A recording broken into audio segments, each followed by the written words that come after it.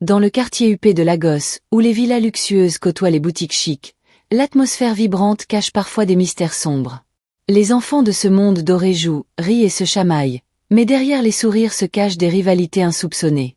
Parmi eux, Henri, un jeune garçon revenu du village, se distingue par son regard énigmatique et son air réservé. Doté d'un savoir ancestral et de pouvoirs mystiques hérités de sa lignée, il sait que la ville peut être à la fois fascinante et dangereuse. Childa, l'enfant chéri d'une famille riche, est le roi de la cour de récréation, arrogant et sûr de lui. Un jour, un simple devoir de classe va bouleverser l'équilibre fragile de leur amitié naissante et plonger Childa dans un abîme de folie. En se moquant de Henri et en refusant de l'aider, Childa ne se doute pas qu'il vient de provoquer un envoûtement qui changera leur vie à jamais. Dans ce monde où le pouvoir des mots et des intentions peut transcender la réalité, la frontière entre la vengeance et la folie s'amincit, et la leçon à tirer en sera cruelle. C'était un matin ensoleillé à Lagos, et l'école était en effervescence. Les élèves se pressaient dans les couloirs, échappant à la vigilance des enseignants tout en échangeant des secrets et des rumeurs.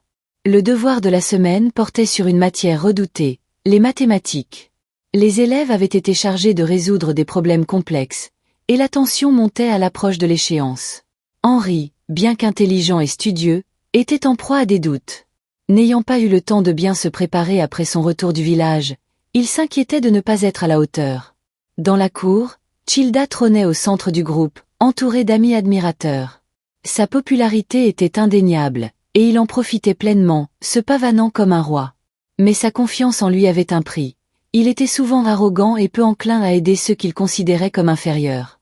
Henri, timide et respectueux, avait espéré que Childa partagerait quelques astuces pour le devoir, mais Childa ne voyait en lui qu'un rival potentiel. « Pourquoi devrais-je t'aider ? Tu n'as qu'à travailler comme tout le monde. » avait-il lancé avec un ricanement, entouré de rires moqueurs. Ces mots résonnèrent comme un coup de tonnerre dans l'esprit d'Henri.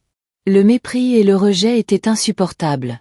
Alors qu'il s'éloignait, une colère sourde grandissait en lui, mêlée à une profonde tristesse.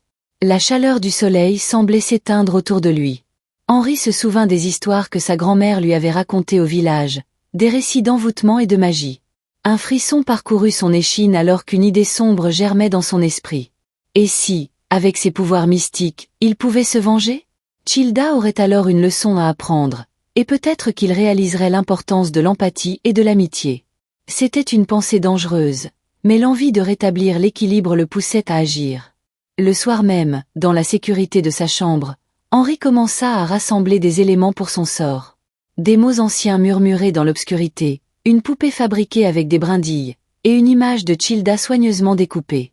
Son cœur battait la chamade alors qu'il traçait des symboles sur le sol. Il s'imaginait déjà la scène à l'école, Childa, à genoux, suppliant pardon, conscient de son erreur. La magie, dans ses mains, serait sa vengeance. Au moment où il prononça les derniers mots de l'incantation, un souffle glacé parcourut la pièce. Il ne savait pas que, dans l'ombre, des forces bien plus puissantes que celles qu'il maîtrisait commençaient à se réveiller. Le lendemain, lorsqu'il verrait Childa, rien ne serait plus pareil. L'envoûtement était lancé, et les conséquences de son acte allaient le hanter à jamais. Les jours passèrent après l'envoûtement, et Childa commença à ressentir les effets du sort jeté par Henri.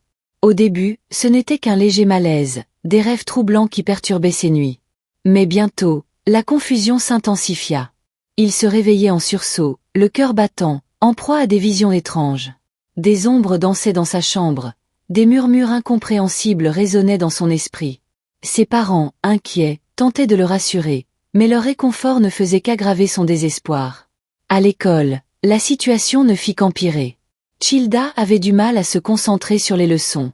Les mots des enseignants devenaient flous, et les chiffres sur le tableau semblaient se transformer en symboles incompréhensibles.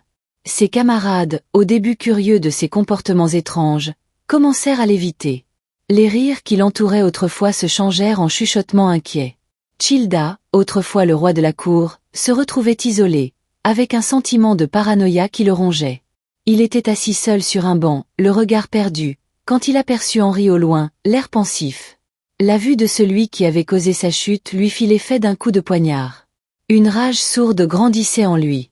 Comment avait-il pu se laisser influencer par un enfant comme lui?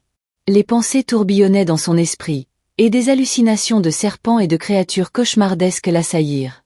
Les nuits de Childa se remplissaient d'angoisse. Les ombres devenaient de plus en plus réelles, et il commença à entendre des voix l'appelant, le pressant de rendre des comptes pour ses actions passées. Ses amis, qu'il avait autrefois négligés, ne comprenaient pas son état.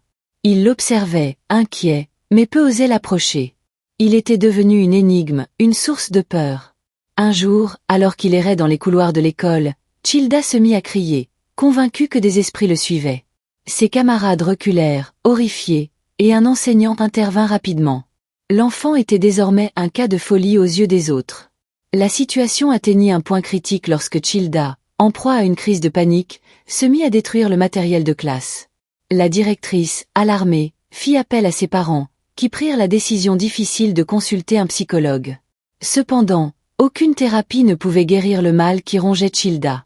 Le diagnostic était sombre. Il s'agissait d'une dépression profonde, exacerbée par la peur et la solitude. La médication prescrite ne changea rien, et les visions persistaient. Au fond de lui, Childa savait qu'il devait affronter la source de son mal, mais il ne savait pas comment. Le temps passa, et les souffrances de Childa continuèrent de croître. Sa famille, désespérée, chercha des solutions partout, des médecins aux guérisseurs traditionnels. Un jour, alors que Childa errait dans un état d'angoisse, il entendit parler d'un pasteur respecté dans leur quartier, connu pour ses capacités à exorciser les esprits malins. Les rumeurs disaient qu'il avait le pouvoir de libérer les âmes tourmentées. Pour Childa, c'était une lueur d'espoir. Sa mère, emmenant son fils au service du pasteur, priait pour un miracle. La communauté, touchée par la détresse du jeune garçon, se rassembla autour d'eux. Le jour de la cérémonie, l'église était remplie, des fidèles l'attendant avec impatience. Childa, le visage blême, était au centre, entouré d'adultes compatissants et de jeunes qui avaient autrefois été ses amis. Le pasteur, vêtu de robe blanche, s'avança, un air grave sur le visage. Il commença le rituel en chantant des hymnes puissants, et la tension dans l'air était palpable. Les tambours résonnaient, les chants s'intensifiaient.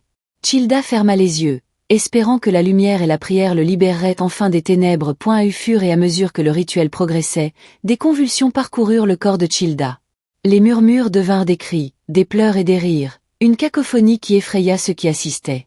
Henri, caché parmi la foule, regardait, son cœur lourd de culpabilité. Il se rendait compte que son acte avait plongé un enfant innocent dans un cauchemar. Le pasteur, les mains levées vers le ciel, commença à invoquer des esprits de lumière. Les fidèles prenaient part à la prière, leurs voix s'unissant pour former une mélodie puissante. Childa, au milieu de la tempête, sentait son esprit se libérer peu à peu, tandis que les ombres qui l'assaillaient commençaient à reculer. Finalement, dans un dernier cri de désespoir, Childa s'effondra. Une vague de lumière sembla l'envelopper, et tous retinrent leur souffle. Après un moment de silence, il ouvrit les yeux. Le regard vide, mais apaisé, il avait enfin été délivré. La cérémonie prit fin, et Childa se leva, plus conscient de la puissance de la communauté et de l'amour qui l'entourait. Cependant, Henri, bien que soulagé pour son ami, comprit que ses actes avaient des conséquences irréversibles. La leçon de leur histoire était gravée dans son cœur. La magie, qu'elle soit utilisée pour le bien ou le mal, a toujours un prix. Si tu aimes cette vidéo, like et abonne-toi pour une prochaine vidéo.